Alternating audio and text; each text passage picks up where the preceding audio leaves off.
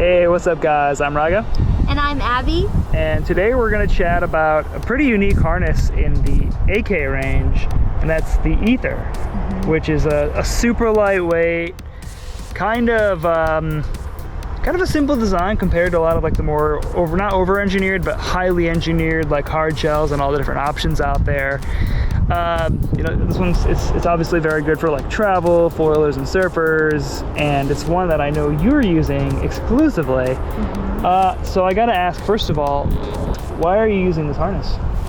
Well, I think a lot of us in the beginning, when we start kiting, are really sold on this idea of a hardshell harness, protect your back, hold down more power, hold down more kite, and I know I certainly felt that way too. It wasn't until I actually tried it. It's one of those things you have to try it before maybe you believe it, but it is so nice having a soft shell harness that just completely forms to the individual rider. Oh yeah, you mean like the Flylines that run through the back, that kind of, it's weird because they like, as soon as you get like a kite up in the air, you feel them kind of lock into the curves of your back. Yes, the Flylines, which you can see on the back side of the harness, they really conform to your back specifically. When you get the harness, you kind of pick it up, what is this flat thing? And then after 2 sessions, my harness, to me, when I look at it now, it's actually in the shape of me because of how much I wear it now. It almost stays like that.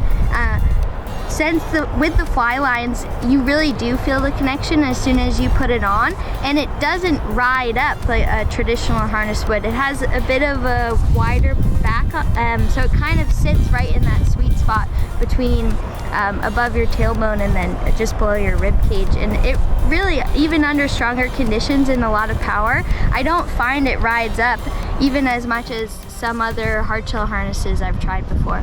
As a foiler mainly, I really love minimal gear, sleek design. When I go on the water, I want as little gear and lines and knickknacks in the way as possible. I just want a foil, kite, bar, and just go. And that's why I love the Ether, because it's such a sleek, minimal piece of simple technology. When I throw it on and I just buckle in my spreader bar, I feel like I'm not wearing anything when I'm out there. And that's really the feeling I want when I'm out on my kite foil. Is I want to feel the foil in the water, and my kite is just a toy that's allowing me to have fun out there along the way. So I like having a harness that I don't notice is there.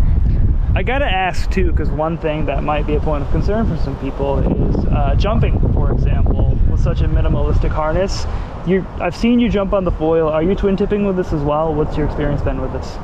I do twin tip and ride strapless with this harness as well, especially when I'm traveling. I like to bring one harness long, keep weight down in bags, and this is always my choice because I know it works in all conditions.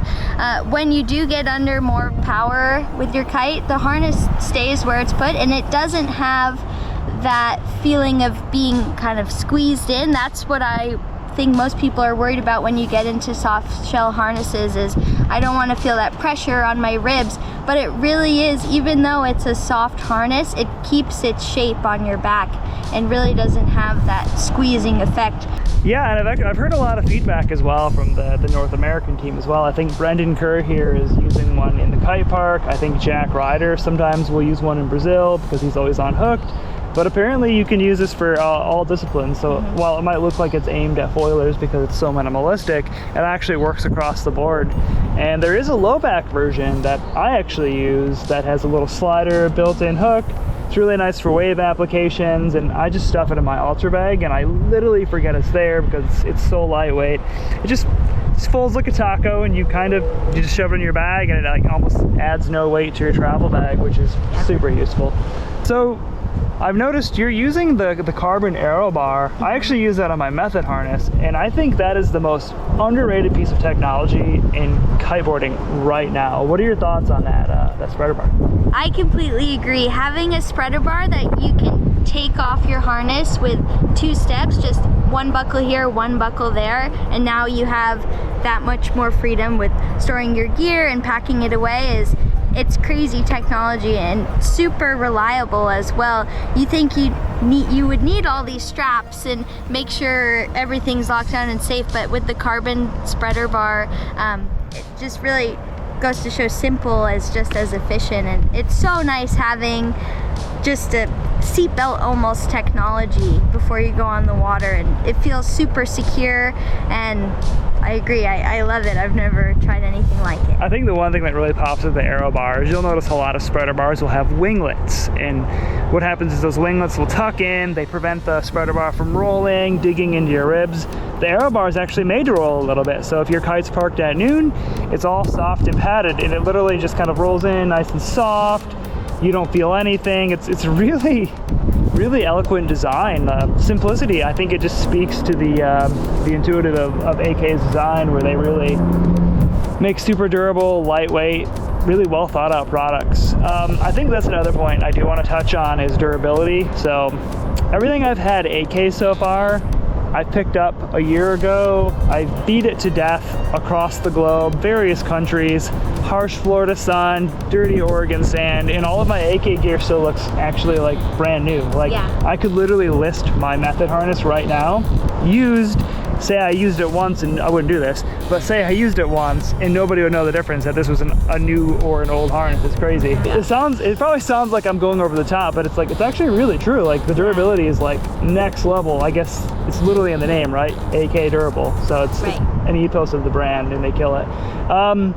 Yeah, so we just wanted to get this video out on this kind of unique, I think, unsung hero in the harness world, get the word out. But if you have any questions on this harness or the other harnesses in the line, let me know in the comments. We'll get some dialogue going there. If you found this video helpful, give it a thumbs up, hit the subscribe button.